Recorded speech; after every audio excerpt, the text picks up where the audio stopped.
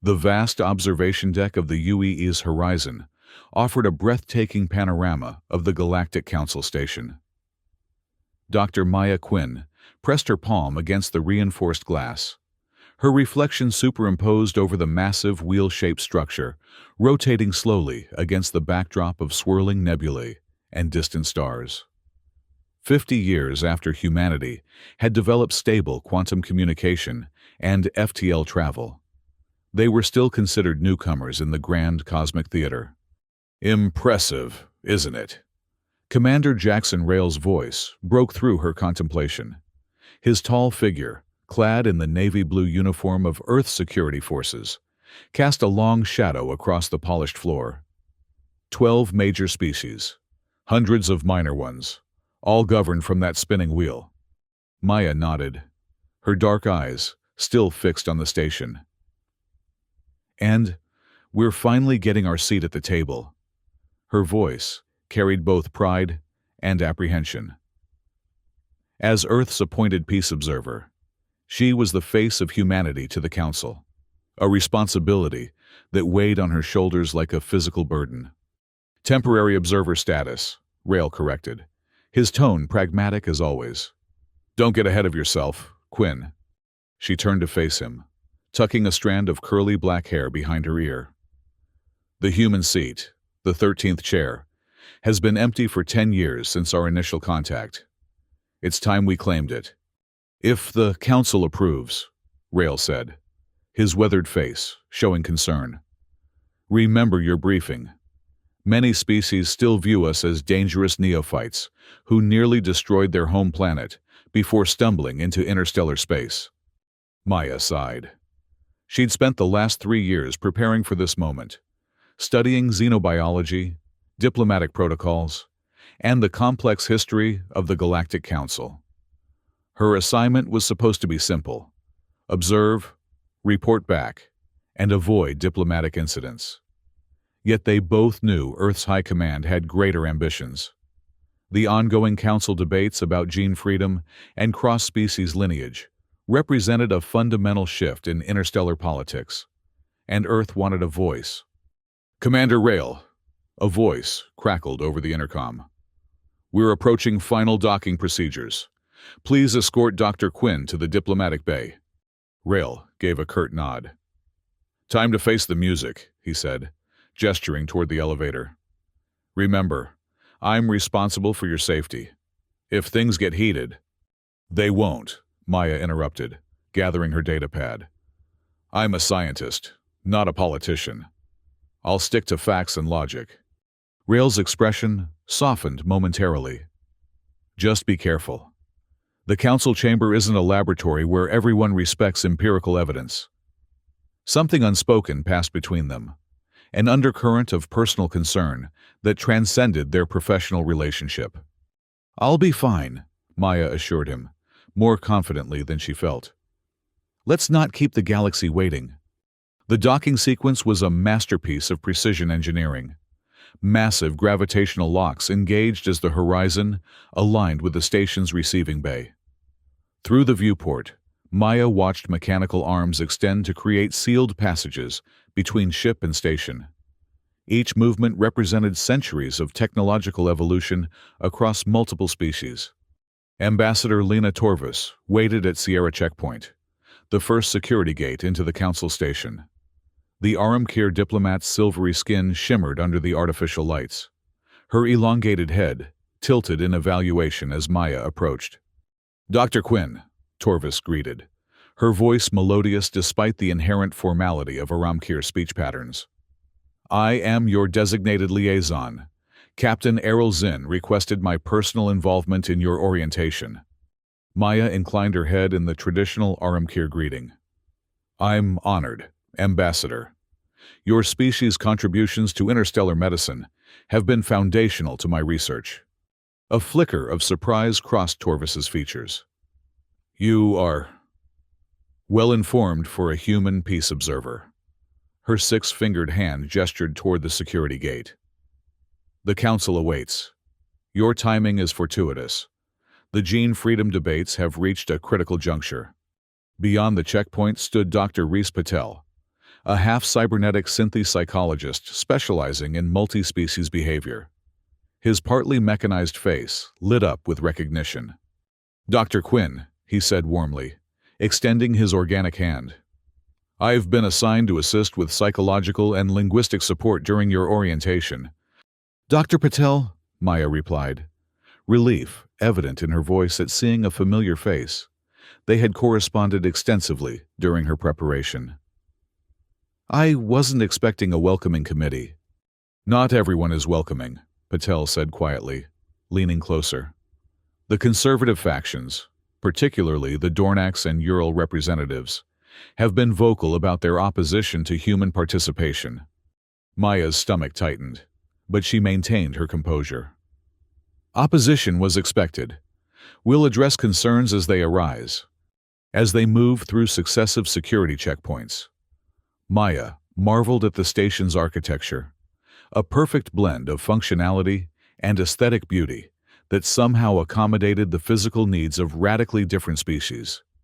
Gravity adjusters, atmospheric mixers, and temperature regulators worked invisibly to create comfortable conditions for all.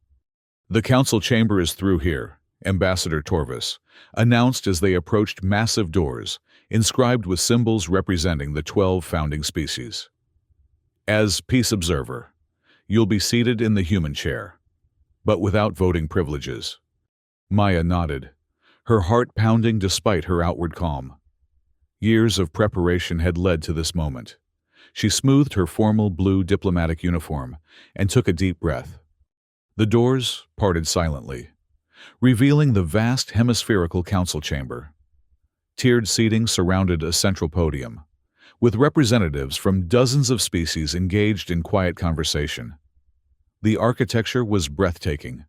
Living crystal formations supported a transparent dome, showing the stars beyond, while gravitational field generators created comfortable zones for each species delegation. "Announcing Dr. Maya Quinn of Earth," a melodic voice announced.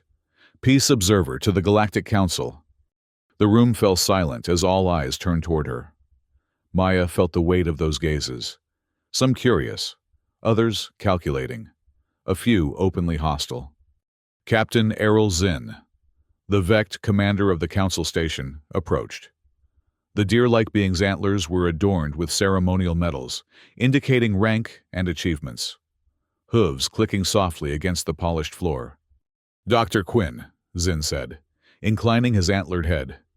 "Your presence honors us. Please take your seat." Maya moved forward, aware of Rail following at a discreet distance, hand resting casually near his weapon. The human chair awaited, a simple yet elegant design adapted for human physiology, positioned between the Synthi and Aramkir delegations. As she prepared to sit, a loud voice rang out. "I object to this proceeding!" The chamber fell eerily silent. Maya turned to see dignitary Malchus, the senior Dornax representative, rising from his seat. The reptilian diplomat's scales flushed a deep orange, a sign of agitation among his species. "The human has no right to sit among us," Malchus continued, his forked tongue flicking between words. "Their species nearly destroyed their homeworld before stumbling into interstellar space. They are dangerous, unpredictable, and lack the basic wisdom required for council participation." Murmurs rippled through the chamber. Maya remained standing, keenly aware that her response would set the tone for humanity's council relations. "Dignitary Malchus," Captain Zinn interjected. "Dr. Quinn's presence as peace observer was approved by the Credential Committee." "A technicality," Malchus hissed. "Humans have been interstellar for barely 15 years. Other species waited centuries for representation." The tension in the room was palpable. Maya could feel Rail tensing behind her, ready to intervene if necessary. Ambassador Torvis remained expressionless, though her silver skin had darkened slightly, an Aramkir indication of discomfort. Maya stepped forward. "With respect, Dignitary Malchus, evolutionary history offers context for human development. Our rapid technological advancement reflects adaptive capacity, not recklessness. The same traits that led to our environmental challenges drove our solutions. Pretty words, Malchus retorted. But facts remain. You weaponized atomic energy before mastering its peaceful applications. Your history is stained with conflict, as is the history of most sentient species, Maya countered calmly. The Dornak's territorial wars preceded your renaissance. The Ural underwent 3 brutal civil conflicts before achieving unity. Evolution is rarely a straight line. Dr. Patel moved subtly to Maya's side, offering silent support. The chamber remained hushed, every being watching the exchange with intense interest. This matter requires further deliberation, Captain Zinn announced, clearly attempting to diffuse tensions. I am referring this objection to the Credential Verification Committee for immediate review. The seating ceremony will be postponed for 48 standard hours. Maya nodded respectfully, though inwardly, she recognized this as a significant setback.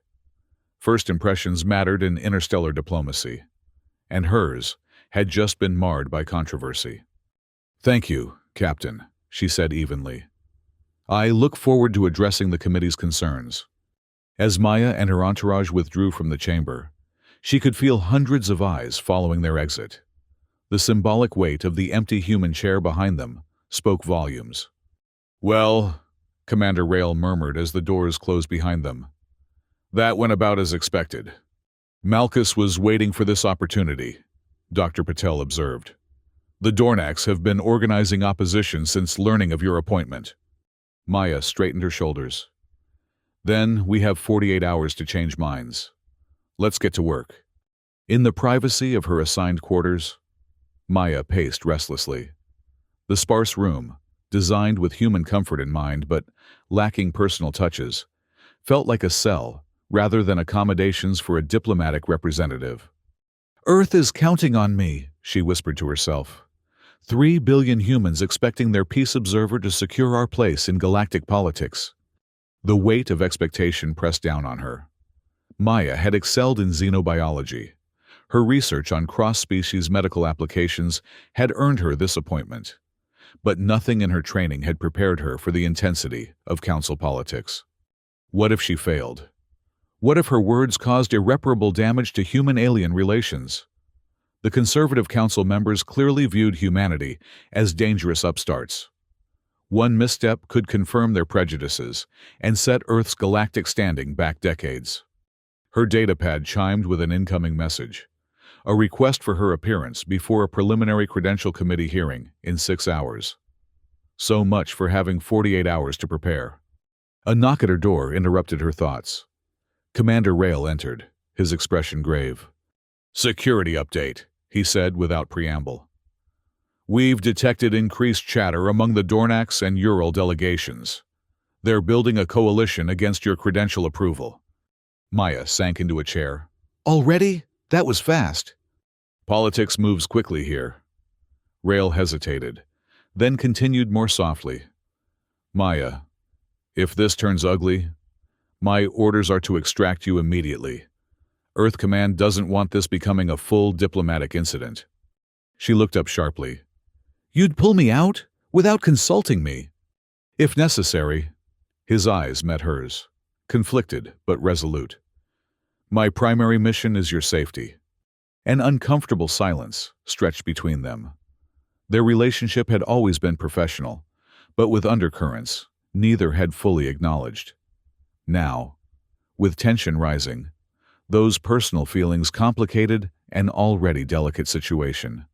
I won't run, Maya finally said. Not when Earth's future council participation is at stake. Rail's jaw tightened. Just be careful. The Credential Committee isn't known for leniency. After he left, Maya stared at the starfield visible through her window. Somewhere out there was Earth, still recovering from ecological damage, still finding its place among the stars. She couldn't fail them. The preliminary hearing was held in a small chamber adjacent to the main council hall. 5 representatives formed the committee: a Dornax, a Vect, and a Ramkir, a Synthi, and a Ural, a carefully balanced selection of conservative and progressive factions. Maya sat alone at a small table, acutely aware of being the only human in the room. Commander Rail had been denied entry, classified as security personnel, rather than diplomatic staff. This committee will evaluate the credentials of Dr. Maya Quinn as Earth's Peace Observer, announced the Aramkir chairperson. Dignitary Malchus has raised formal objections to human participation in council proceedings. Malchus rose, his scales now a controlled orange-yellow, professional rather than openly hostile. My objection is based on Council Statute 7.3, which requires a species to demonstrate sustained interstellar stability before receiving representation. Humans have been interstellar for merely 15 years, barely a moment in cosmic time. The statute specifies no exact time frame, Maya countered. It's deliberately interpretive to accommodate different evolutionary paths. Interpretation must consider precedent, Malchus responded. The Trelb waited 97 years. The Volnari, 112. Different circumstances, Maya argued. Both species experience political instability during their waiting periods. Earth has maintained unified government throughout our interstellar emergence. The debate continued for hours, diving into technicalities of council law, historical precedents, and the definition of species maturity. Maya defended each point methodically, drawing on her scientific training to remain logical and focused despite mounting fatigue. Finally, the Aramkir chairperson raised a six-fingered hand. We have heard sufficient arguments. This committee will deliberate and present recommendations to the full council. Dr. Quinn is dismissed. As Maya left the chamber, she found Dr. Patel waiting outside. How did it go? He asked quietly. Hard to say. They're thorough. I'll give them that. Maya rubbed her temples. I need access to the Interspecies Historical Archive to strengthen my case, but I keep hitting security clearance issues. Patel's cybernetic eye whirred as he blinked. The archive requires council-level encryption protocols. I might be able to help, unofficially. Of course. Anything would help at this point, Maya admitted. They made their way to Patel's research station in the medical wing, where his credentials granted greater system access. For hours, they combed through historical records of species admission to the council, building a database of precedents that might support Earth's case. Look at this, Maya said suddenly, pointing to an entry. The Aramkir were admitted after only 26 years of interstellar capability, the shortest waiting period on record. Special circumstances, Patel noted, scanning the file. They provided critical medical technology during the Trelb plague. So there's precedent for accelerated admission based on contribution, Maya mused. Earth has shared significant advances in quantum communication. As they continued their research, a warning flashed across Patel's terminal. Security scan detected. Someone's monitoring our access patterns. Maya pulled back from the screen. Will they know what we're researching? Not specifically, but they'll know we're in the historical archives. Patel quickly terminated the connection. We should stop for now. The council takes unauthorized research very seriously. Maya nodded reluctantly. I've got enough to start with. Thank you for the risk you're taking, Dr. Patel. Consider it my contribution to interspecies understanding, he replied, with a wry smile. As Maya returned to her quarters, she found Commander Rail waiting outside her door. His expression troubled. We have a problem, he said quietly. A Ural delegate has proposed bringing the Horizons crew up for trade inspection. They're suggesting humans might be exploiting proprietary technology. That's absurd, Maya protested. We followed all technology transfer protocols. Absurd or not, it's gaining traction. The Ural have significant influence with the resource-dependent species. Rail's voice hardened. This feels coordinated. First your credentials, now the ship. They're trying to isolate you. Maya leaned against the wall, suddenly exhausted. What's our play here? I've requested an audience with the Security Council to protest. But Maya... Rail hesitated. If they start investigating the horizon, they might discover our enhanced defensive capabilities. Earth Command authorized several upgrades that aren't officially documented. Maya stared at him.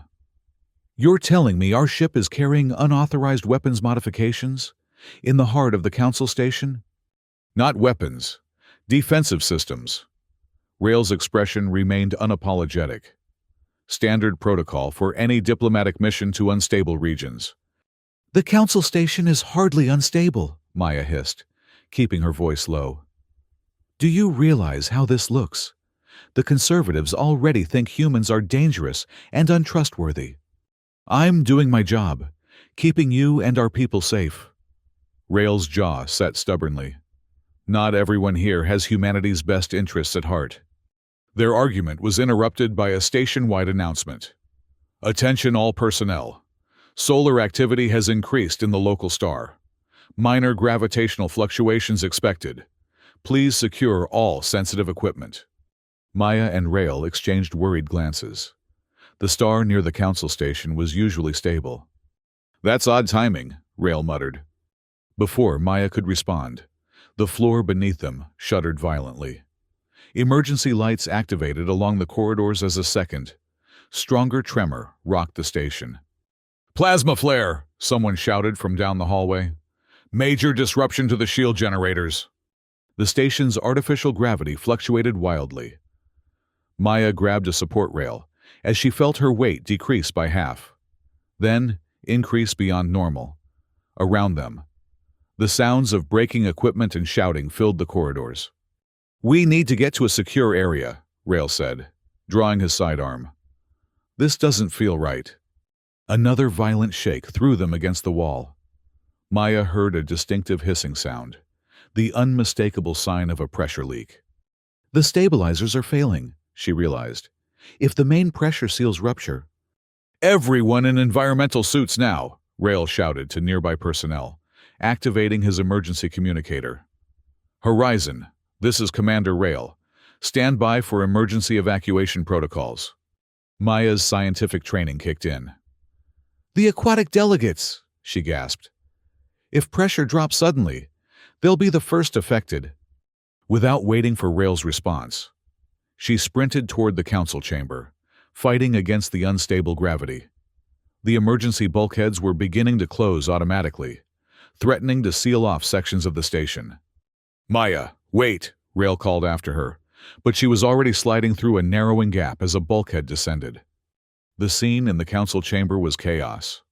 The pressure fluctuations had affected the water-breathing delegates most severely. Several hydral representatives were struggling to reach their pressure suits, while others were already showing signs of distress. Maya spotted the hydral medical team attempting to reach their stranded colleagues, but they were cut off by a fallen support beam. Without thinking, she rushed to help, applying her xenobiological knowledge to the emergency. Temperature stabilizers first, she shouted to the medical team. They can withstand pressure changes better than temperature shock. Working alongside the hydral medics, Maya helped attach portable stabilizers to the affected delegates. Her hands moved quickly, applying her theoretical knowledge to practical emergency care. When a hydral physician faltered, Maya stepped in, correctly calibrating the life support settings for the delegates' specific physiology. Across the chamber, she glimpsed Commander Rail forcing open a sealed emergency cabinet, distributing breathing apparatus to delegates trapped on the wrong side of the safety barriers. As abruptly as it had begun, the tremors subsided. The station's automated systems regained control, stabilizing pressure and gravity.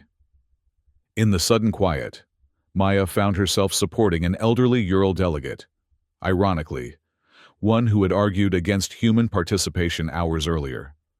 Thank you, the Ural wheezed through their respiratory apparatus. Quick thinking. Maya nodded, helping them to a medical technician before moving to the next delegate in distress. For the next 2 hours, she worked alongside the station's emergency teams, applying her xenobiological expertise to treat minor injuries and stabilize those more seriously affected.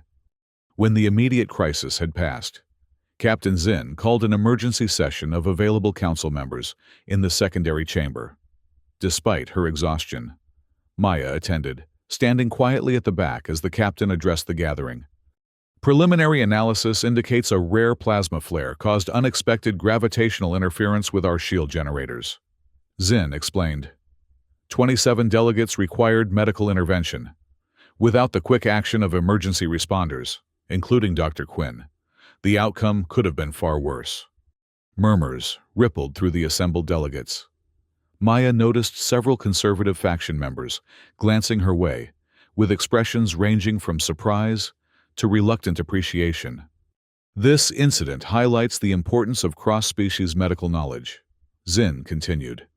Dr. Quinn's expertise directly contributed to saving lives today. Maya felt a small surge of hope. Perhaps this unfortunate incident might inadvertently help humanity's case. As the emergency session concluded, Ambassador Torvis approached her. Your actions were unexpected, the Aramkir stated, her tone carefully neutral. Most peace observers would have sought personal safety. Human doctors take an oath, Maya explained simply, to do no harm, and to help those in need regardless of circumstance. Torvis studied her with those unreadable silver eyes. The Credential Committee reconvenes tomorrow. Your response to this crisis will be noted. As the ambassador departed, Commander Rail appeared at Maya's side, his uniform disheveled from emergency operations. You took an insane risk, he said quietly, though without his earlier anger. But it was the right call. The conservatives can't easily dismiss someone who just saved their colleagues. Maya allowed herself a tired smile. I wasn't thinking about politics, just doing my job as a doctor. Sometimes, that's the best politics, Rail replied, surprising her with his insight. Get some rest. Tomorrow will be crucial. Maya returned to her quarters, physically exhausted but mentally alert. The plasma flare incident bothered her. The timing seemed too convenient, just as tensions were escalating around human participation. Her datapad chimed with an incoming message. It was Dr. Patel, requesting an urgent meeting in his laboratory. Despite her fatigue, Maya headed there immediately. Patel's lab was secured with additional encryption protocols. Unusual, even for the research wing. When Maya entered, she found the Synthi doctor hunched over a terminal, his cybernetic components glowing with increased activity. I've found something disturbing, he said without preamble. The plasma flare wasn't natural. Someone manipulated the local stellar monitoring stations to mask an artificial catalyst. Maya stared at him. You're saying the flare was engineered? Why would anyone risk the station and lives? Politics.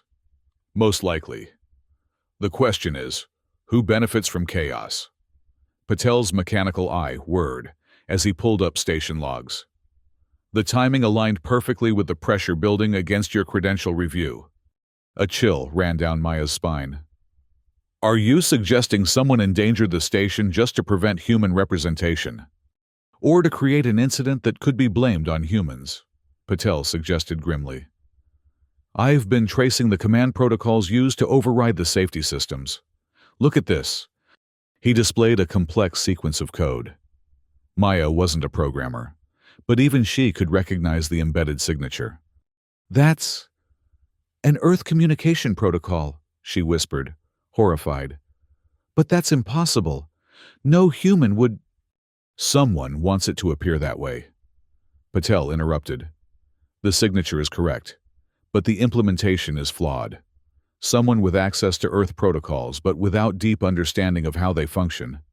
Maya's mind raced. We need to take this to station security immediately.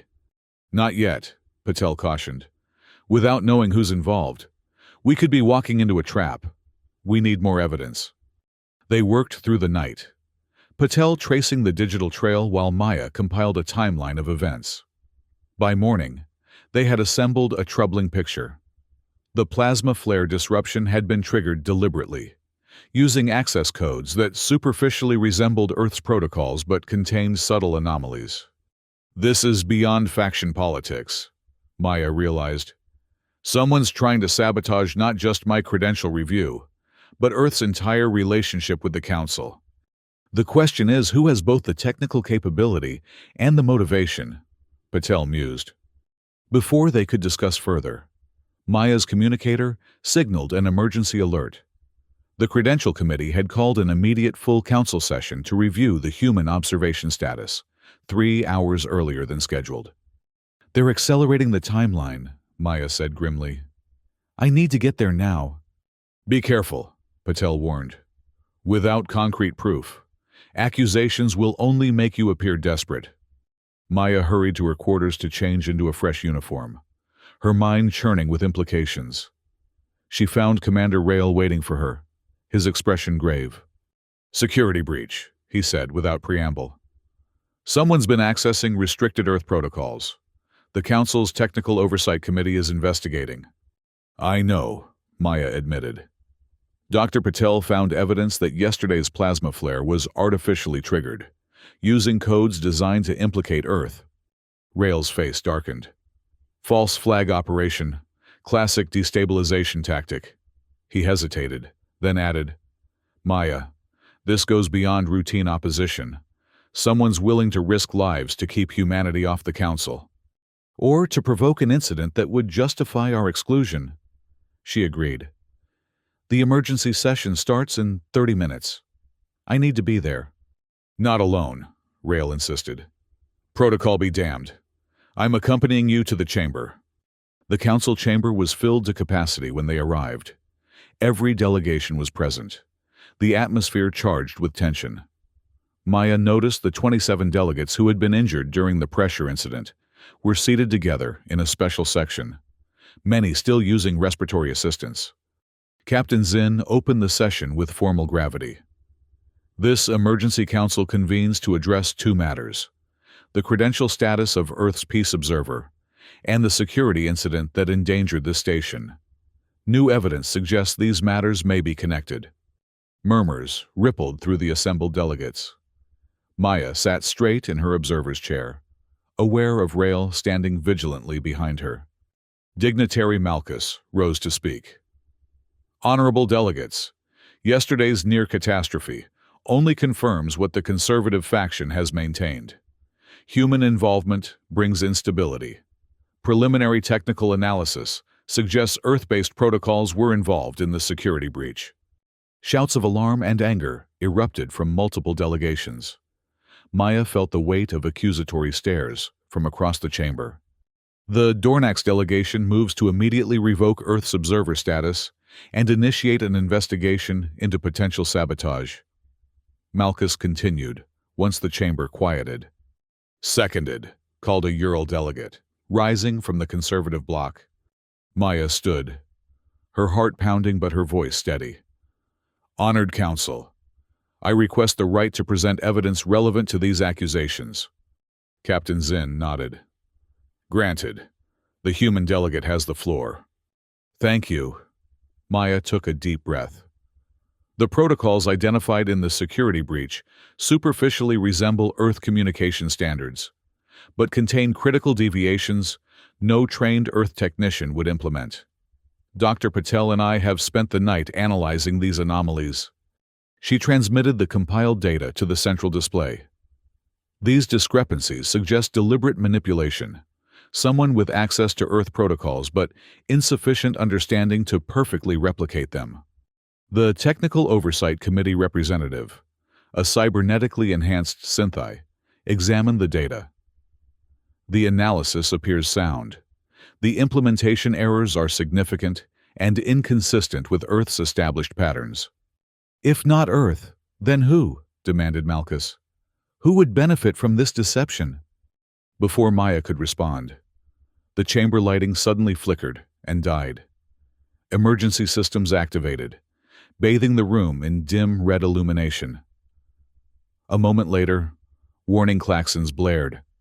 Pressure integrity compromised in sectors 7 through 12, announced the automated system. Emergency lockdown initiated. Panic erupted as delegates rushed toward exits, only to find them automatically sealed by safety protocols. Maya felt the temperature dropping rapidly. The environmental controls were malfunctioning. "It's happening again," she realized with horror. Then, with sudden clarity, "The aquatic delegates!" The section housing the 27 previously injured delegates was rapidly cooling. Frost forming on surfaces as temperature plummeted. The water-based species were particularly vulnerable to rapid freezing. Their cellular structures could suffer permanent damage within minutes. Without hesitation, Maya rushed toward them. Commander Rail close behind. The environmental control panel for that section was locked down, its interface flashing security warnings. "Override it," Maya urged Rail. "That's a Level 1 security violation," he warned, already pulling out his emergency access tool. "I'll lose my commission if this goes wrong." "And they'll lose their lives if we do nothing." Rail nodded grimly and applied his security override, forcing the system to accept his emergency credentials. The panel unlocked, allowing Maya to access the environmental controls. Drawing on her xenobiological knowledge, she rapidly adjusted settings to stabilize the temperature gradient, preventing further cooling while avoiding the shock of too rapid warming. Around them, security personnel were rushing to help delegates evacuate. But Maya remained focused on the environmental controls, making micro-adjustments to support the varied physiologies of the affected species. "Maya," Rail's voice was urgent. "The system's showing Earth access codes again. Someone's actively sabotaging the controls." She looked up in shock. "Counter it!" "I'm trying. But they're good. Wait." Rail's hands stilled over the controls. "This coding architecture, I recognize it. It's not Council standard, and it's not Earth military." "Then what is it?" "Radical reform." Rail's expression darkened. "It's a fringe group back on Earth, extremists who believe humanity should dominate the Council, not just participate. They've been causing trouble for years." Maya felt sick. Earth extremists are behind this? Our own people? "Looks that way. They must have infiltrated the diplomatic corps." Rail worked furiously at the controls. "I can trace the signal if you can keep these delegates stable." For the next 20 minutes, they worked in parallel. Maya stabilizing the environmental conditions for the 27 vulnerable delegates. Rail tracking the source of the sabotage. Around them, Council security teams managed to restore partial lighting and begin systematic evacuation of less affected areas. Finally, Rail straightened. "Got it. The signal's coming from a maintenance access point 3 levels down. Council security is converging on it now." Maya nodded, not taking her eyes off the bio readings of the delegates under her care. Most were stabilizing, though several would need specialized medical attention. As the immediate crisis subsided, she became aware of the political implications crashing down around them. If Earth extremists were indeed responsible, humanity's Council aspirations might be permanently damaged. Even as an observer, she could be recalled in disgrace. Ambassador Torvis approached, her silver skin now pale with stress. The Aramkir had been among those affected by the temperature drop, though less severely than some species. "Is this truly the work of your people?" she asked Maya directly, her voice brittle with cold. Maya met her gaze steadily. "If Commander Rail's identification is correct, yes, a radical faction from Earth appears responsible, but they represent neither Earth's government nor its people. Yet they accessed your protocols, your technologies." Torvis's voice carried accusation beneath its controlled surface. "Ambassador," Maya said quietly, still adjusting environmental controls. "Right now, my priority is ensuring your colleagues survive. Political implications can wait." Something shifted in Torvis's expression, a slight relaxation of her facial muscles that, in Aramkir body language, indicated reassessment. "You could have evacuated with the others," Torvis observed. "Instead, you remained to assist those who opposed you." "That's what doctors do," Maya replied simply. As stability returned to the chamber, Captain Zinn called the remaining council members to order. Nearly half had been evacuated, but enough remained for emergency proceedings. Council security has apprehended 3 individuals attempting to access critical systems, Zinn announced. Preliminary identification confirms Commander Rail's assessment. They appear to be affiliated with an Earth-based extremist organization known as Radical Reform. Dignitary Malchus rose again. This confirms our worst fears about human involvement. Their own radicals nearly killed 27 delegates. Maya stood, aware this might be her last chance to address the council. Honored delegates, I cannot deny that humans appear responsible for this attack, and for that, I offer my deepest apologies. But I ask you to consider, every sentient species has its extremists. The Dornax purists, the Ural separatists, the Vect traditionalists. We do not judge entire civilizations by their worst elements. She gestured to the environmental controls she'd been managing. Judge us instead by our response to crisis, by those willing to risk security protocols to save lives, regardless of species or political affiliation.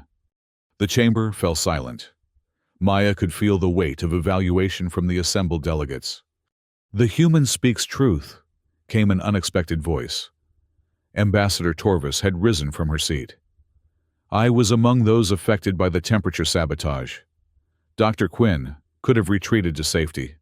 Instead, she applied her xenobiological expertise to stabilize our condition, likely saving several delegates from permanent cellular damage." Murmurs spread through the chamber as other affected delegates began to nod in agreement. "Furthermore," continued Torvis, "it was Commander Rail who identified the Earth extremists, facilitating their capture. Without his intervention, more harm might have resulted." Captain Zinn raised a hoof for silence. "These events require thorough investigation. However, I believe we have sufficient information to proceed with a preliminary vote on Dr. Quinn's observer status." Maya held her breath as the voting process began. Each delegation indicated their position through the Council's secure system. The results appeared on the central display. Maintain human observer status. 70% revoke. Human observer status. 30%. Relief washed over Maya. Though she maintained her composure, Captain Zinn approached the central podium. "The Council has spoken. Dr. Maya Quinn will continue as Earth's peace observer, with 2 conditions." Zinn's antlered head turned toward her. "First, Earth must establish an oversight committee to ensure extremist elements cannot repeat today's actions. Second, Dr. Quinn will serve a minimum 3-term commitment of 6 standard years, under the supervision of the Interspecies Liaison Board." Maya nodded solemnly. "On behalf of Earth, I accept these conditions with gratitude." As the emergency session concluded, delegates approached Maya one by one, some offering tentative congratulations, others simply acknowledging her presence with new respect. The conservative faction remained distant, but had tempered their open hostility. When the chamber had mostly emptied, Commander Rail joined her. "Quite the diplomatic baptism by fire," he said quietly. "For what it's worth, I think you handled it perfectly." "I almost got 27 delegates killed," Maya replied, the strain of the day finally showing in her voice. "No, Earth extremists did that. You saved them." Rail's expression softened. "That's what changed minds today. Not arguments or credentials, actions. What happens to the Radical Reform members who were captured?" "Council justice," Rail said grimly. "Not pleasant, but fair. Meanwhile, I've been reassigned." Maya looked up sharply. "Reassigned? Where?" "Here. The Council has requested I remain a security advisor to the human delegation." A hint of a smile touched his weathered face. "Apparently, my willingness to violate security protocols to save lives impressed them.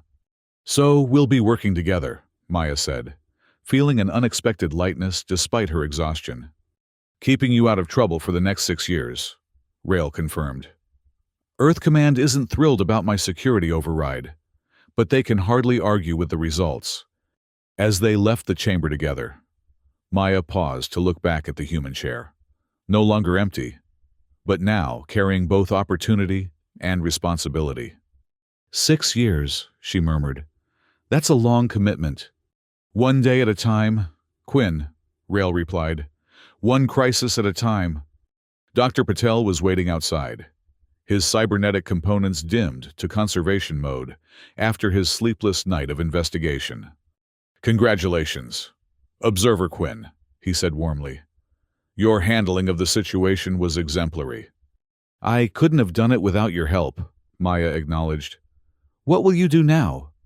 Continue my research, with a new focus. I'm writing a study on multi-species behavioral response to crisis, the Earth experience. Your actions today provided excellent data. Maya smiled tiredly. Glad to be of service to science. As they walked through the gradually stabilizing station, Maya was acutely aware of the changed atmosphere. Station personnel and delegates alike watched her pass with expressions ranging from curiosity to cautious respect.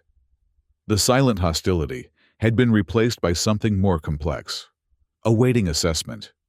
In her quarters that night, Maya couldn't sleep despite her exhaustion.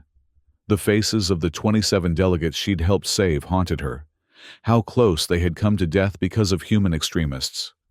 The Council might have granted her continued observer status, but the path ahead remained fraught with challenges.